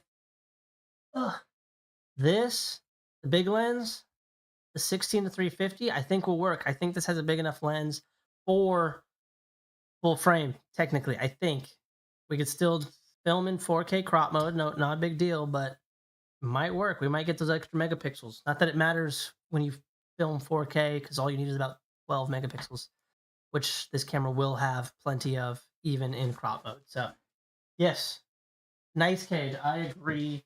We got the little carbon fiber accents here for some weight reduction. You don't have this upper bar here with an extra cold shoe, unfortunately, but it keeps this side free for trigger play and all that instead of having a bar blocking some of the dials. I should nickname it Nicholas. Nice cage. I see what you guys did there. Was that you guys tag team that joke pretty well. Name it Nicholas Cage. True. I'll put John, if you want to make a sticker that says Nicholas Cage and it's really small, we can put it right here on the inside. You got about 3/4 of an inch square space to work with. And we can put Nicholas Cage on the inside of this. I'm excited for new A cam. Because then we get to use B cam for whatever we want. Honestly. We could do when I'm filming Combos 101, you could be filming behind the scenes. One zoomed in, zoomed out, but you could. We might have the megapixels with the A cam if we get, a proper lens, a proper full frame lens. We might have the megapixels to just crop in because we could film 8K, I think, technically. And then you could just do it all from one film, one camera, one recording rather, and just crop in. You're the editor though. File sizes on that would be kind of wild. I'm sure of it. But we got more content to come, right? I think everybody in here that isn't subscribed should subscribe because there's more to come. You need the one attachment that allows the other camera to sit above it. Yeah, but like I said, if we could just record one camera from one camera, like 8K, and then just crop it into 4K as needed or whatever, that's probably the better thing to do storage wise instead of recording the same thing from the same angle twice.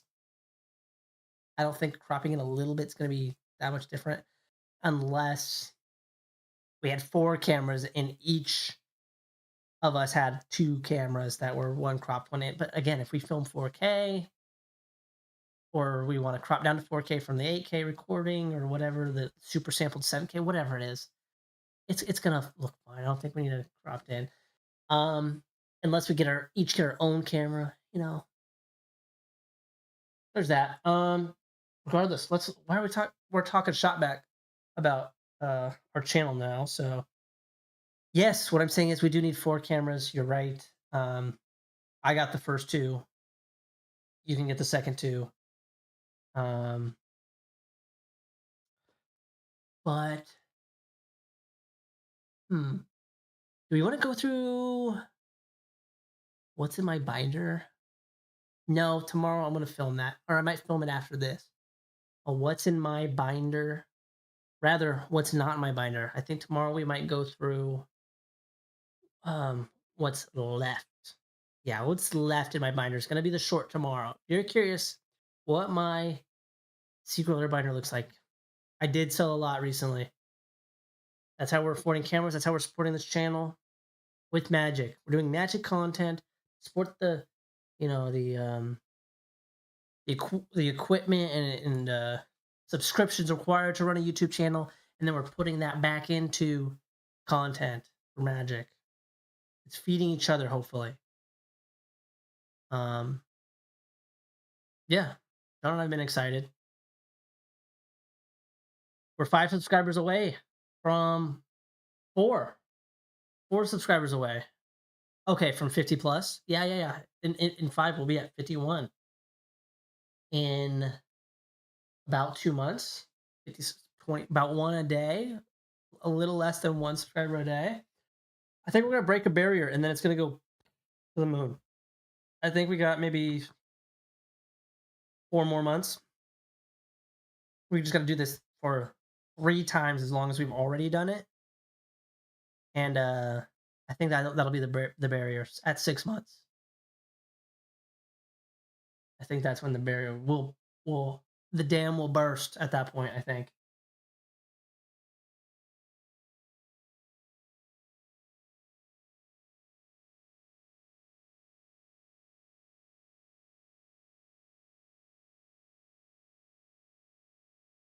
All right, you're right though, Rude. I think whatever music you come up with, I'm gonna play.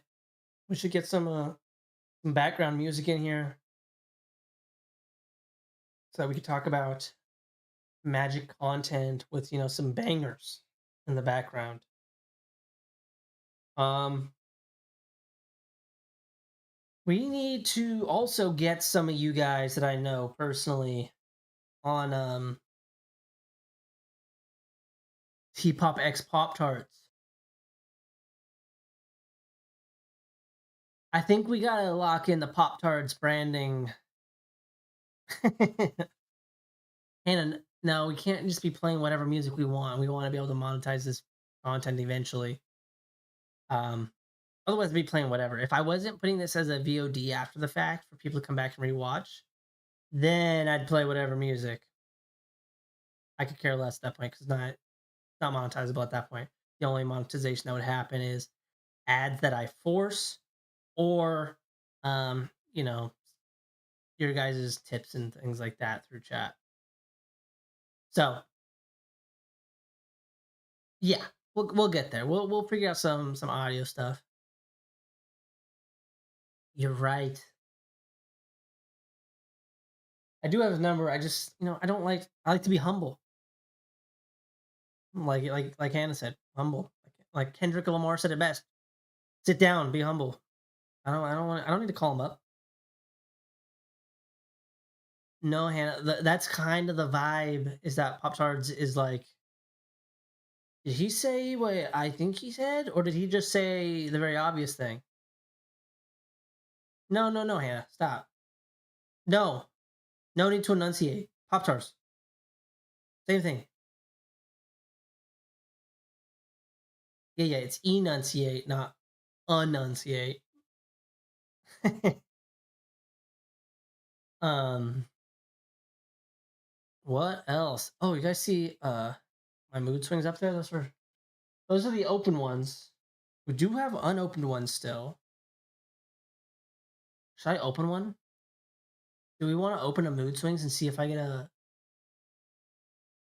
serialized card? Serialized signed Mark Rosewater? That could be fun.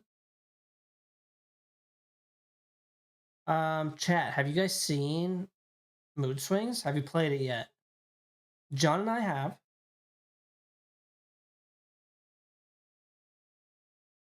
Christian, I know you out there. Did you play Mood Swings yet? If not, I suggest you go pick up the emotional support bundle on Secret Lair. I know you bought some stuff, I'm sure. Go pick up the emotional support bundle. You can get serialized in those.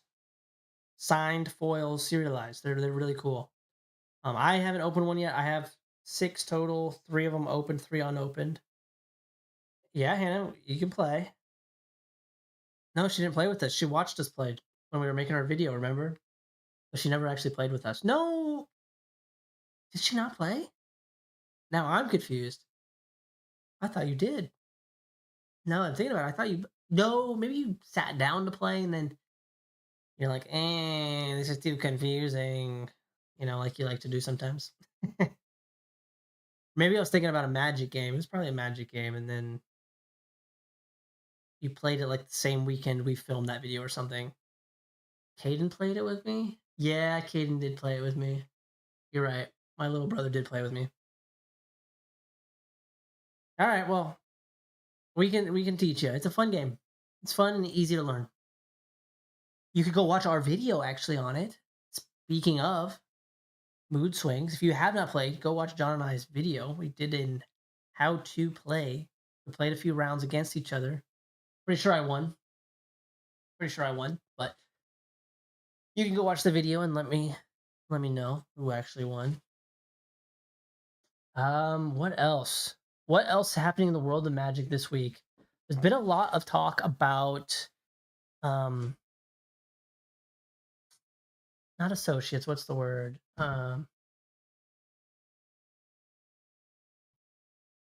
What are the what is it called when you become like a wizard's ambassadors? The ambassador program. A lot of people have been talking about the ambassadors this week and last week. It's kind of started last week. People are annoyed with several things. A lot of the same stuff they've always been annoyed with, such as ambassadors getting product early and then opening up it chase cards, serialized, etc. Um, I agree. That is kind of unfortunate. It's kind of annoying. I don't know how to personally fix that problem. Maybe it's they don't get collector product. You're an ambassador. You still have to promote the product, um, and the brand. But maybe you only get play boosters. Maybe you only get like a bundle. I don't know because opening the collector box creates the FOMO, so they need that. I don't know. Maybe they only open collector box on internal Wizards videos because they do have like a weekly podcast thing they do internally. Maybe they only open collectors there to get the hype, and ambassadors only get play boxes. I don't know. That one's a weird one. I'm not that worried about it. I'm not that mad about it. I can afford the magic cards I want.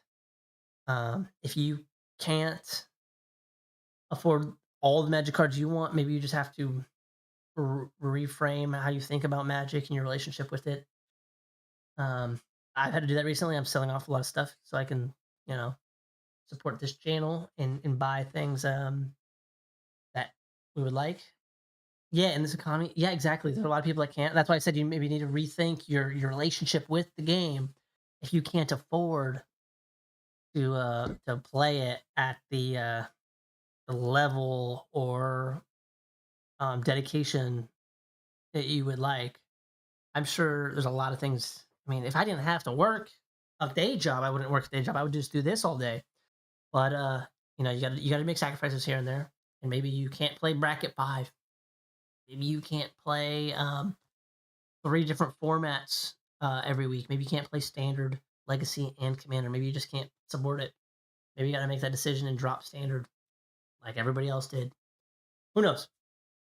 So, the ambassadors program, um, it's going to continue. I think people continue to be mad about it for whatever reasons. They decide to be mad about it. What else we got? The real reason we do this, besides loving the game and being able to afford it in the we can afford to play it the amount that we like to play it, which is great. Um, I need to get stuff on this walls. I'm seeing a lot of my headroom is just like white space. We got stuff for that. You can see a couple posters here. Those are going to go up on the wall. So just got to get some frames. So yeah, I might sell some magic cards to buy frames for those posters so I can get some stuff on the wall. So you see, this is my new set. This is the set right here. So I got to support this magic content by selling magic cards. What else happened in Magic this week? We got maybe about another 15 minutes. I'm gonna hang out with you guys. So, what did you guys see? There was. Let's go over to the. Some people spec'd on some cards that the Hobbit made fairly good. That's cool. Good for them. Some stuff from Duskmorn popped off. It looks like. MTG Finance subreddit. They're talking about a few things here, such as Alchemist's Talent. That is a Bloomborough Commander card.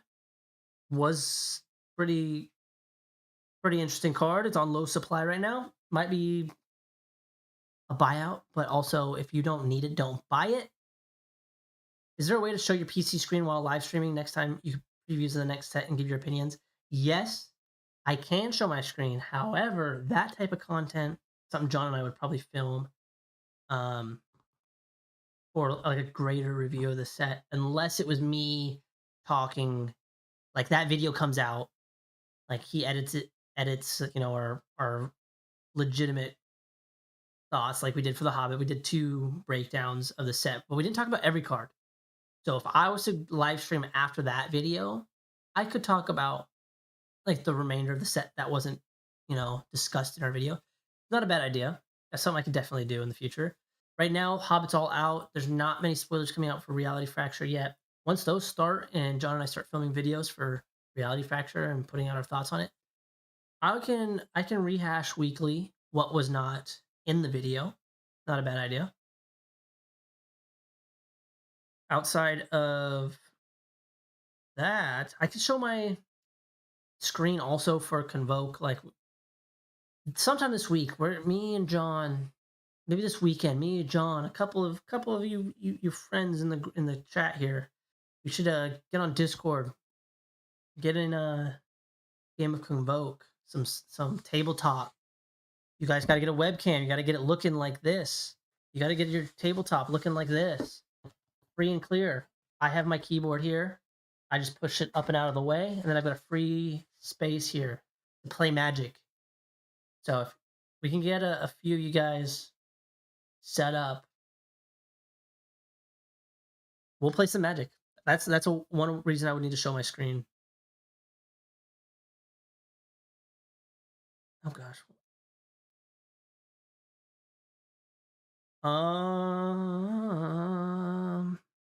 What else? What did you guys see in Magic this week?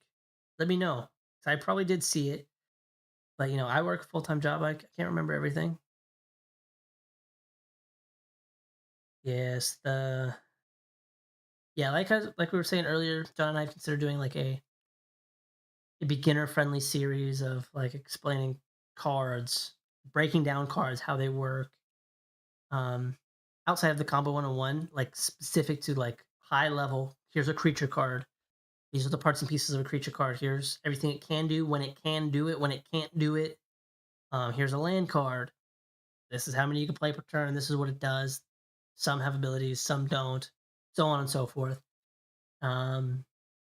We get to enchantments. Maybe we talk about world enchantments there. We talk about auras. We talk about sagas, and we break down each of those under enchantment video. Things like that.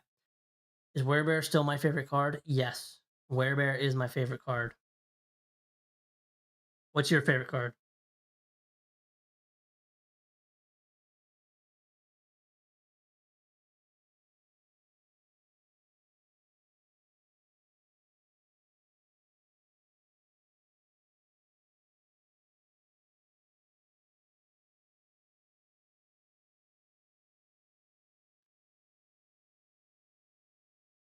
Jetmir. Yeah, he does like the party. He is part of the party people. Good card. He's fun. That explains your Naya comment earlier. Yeah, you definitely like Naya. Red green. Are we ever gonna go back to New Capenna? Hopefully.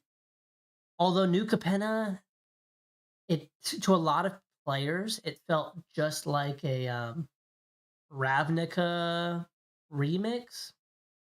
Because when we went back to Ravnica the last time, it was like a mystery set. But New Capenna is all about like gangs and crime where you have detectives and things. And then we went to Ravnica for like the same thing, but it was like Ravnica, which is also a big city. So I think it gets lost in the sauce with Ravnica. Unfortunate, but we do have some triomes that are specifically named Jetmir's Garden, Zeator's Proving Out. So we have to go back at some point to at least get reprints of those cards, I would assume, unless they're just going to reprint them in Commander decks and whatever for from now on. I would have liked if they had kept them as triomes, so you can reprint them in whatever set. They don't have to be specific to a plane because they have named characters in them. It is what it is. What's my least and my favorite and least favorite plane? Favorite plane, probably Innistrad. That is the set that was out. The original Innistrad set or block was out when I started playing Magic. I started right at the end of the original Innistrad block with Avacyn Restored. That's when I started playing Magic. It was like 2011, 2012, something like that. And least favorite would probably be. I really liked Duskmourn. I really liked Ixalan. I really liked Wild Drain. Um, actually, I liked the Duskmourn set, like cards in the set. I felt like the set was good. The plane, I felt might have been a little underexplored. So maybe the plane of Duskmourn could have done some more. If you were a commander, what colors would you be? What would my ability be? What are these questions? You guys are wild. If I were a commander, what colors would it be? I would be blue, black, green. Those are probably my three most played colors: blue, black, and green. I'd probably be those three. And my ability be that's such an open-ended question. I don't it do um I don't know. That's Illuminati. Hannah, are you typing with your Japanese keyboard? Because I'm getting Japanese characters on my end. That's crazy. Um my ability would likely have something to do with Commander. I don't care about. Maybe like you could cast stuff in the graveyard as though it had flash, and you can cast stuff in the graveyard where it's mana value plus black or something. Oh, or Raggy. Yeah, I don't know. I'm getting Japanese character. Whatever is what it is. Maybe it just doesn't like that you're talking about the Illuminati. Yes, plus black because John had asked it, what colors I would be if I was a commander. I said blue, black, green because those are the colors I played the most. And then what would my ability be? It would probably be to cast stuff from the graveyard, or its mana value plus black or something like that. And then the blue and the green, how would those come into play? Or maybe you could put cards back into your hand. Maybe I have multiple abilities. Like you could put stuff from the graveyard back into your hand for like a green and a colorless. You can cast things from the graveyard for its mana value plus black. And then how would blue? You can cast it as though it had flash from the graveyard for its mana value plus blue colorless or something like that. That'd be cool. I think actually, you got me thinking. If we ever get our own commanders in a mystery booster product, John, like they do for other creators, to give them like their own mystery booster commander, those abilities would be kind of cool. I don't know. It'd be like Seabass the Seabass, so it'd have to be like a fish that like does stuff in the graveyard or something. That could be pretty cool. All right. I'm winding down now, so a few more questions and we're gonna hop out. You'd probably be blue and red. You do play a lot of blue and red. Those are a couple of your favorite colors. Where's the production value? You gotta set the production value. You're the beat maker, I thought. I said give me a few streams to get you some quotables from, and you remix the shit out of this. You go make some beats that we can play. Otherwise, I'm not trying to lose, all potential monetization from this video, from this VOD going forward, just because I played Kendrick Lamar. Not how I want to run this channel yet. I also don't have Kendrick's number, unfortunately. And it's not like me calling him up right now. Yeah, sponsor us, Rude. Sponsor us. We could use a coffee sponsorship. You guys need some marketing? You see where we're going. You see the potential there. I'm sure you do. You can sponsor us. We'll wear all your merch. Win-win. We can plug you at the end of every short. Those actually get some views. The live stream's it's catching up. Mostly just us hanging out. Oh, got the burps. But yeah, that could be fun. Some Crave Coffee merch. Wear that in every video. Plug you at the end. Only $50,000 a year. Kidding. Doesn't need to be that much. Could be cool. Maybe if I don't know. We'd have to talk. We could talk dollars later.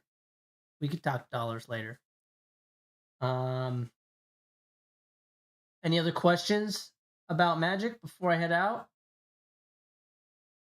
Shorts have been performing well. Go like, subscribe, follow us on Instagram.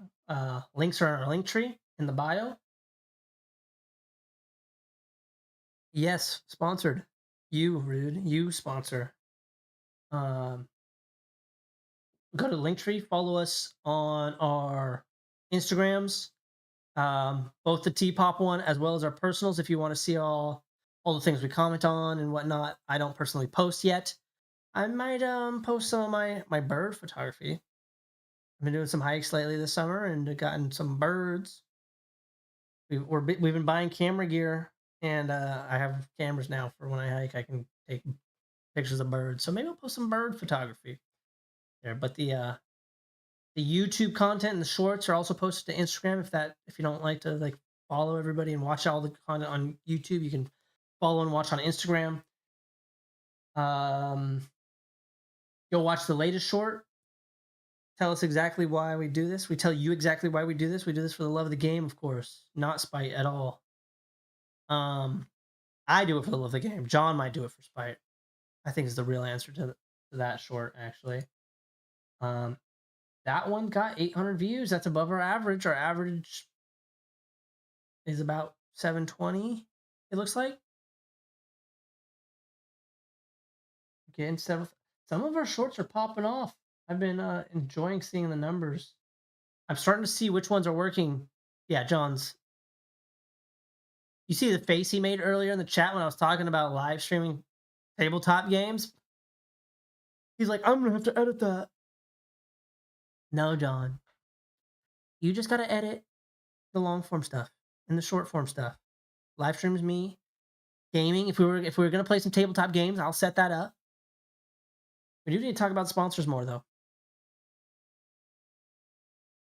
Rude. We need to talk too. Might have a long conversation over that camping trip we do. My lights just flicker. Anyways, I don't see any more questions rolling in, so I'm going to start winding down. We can go to...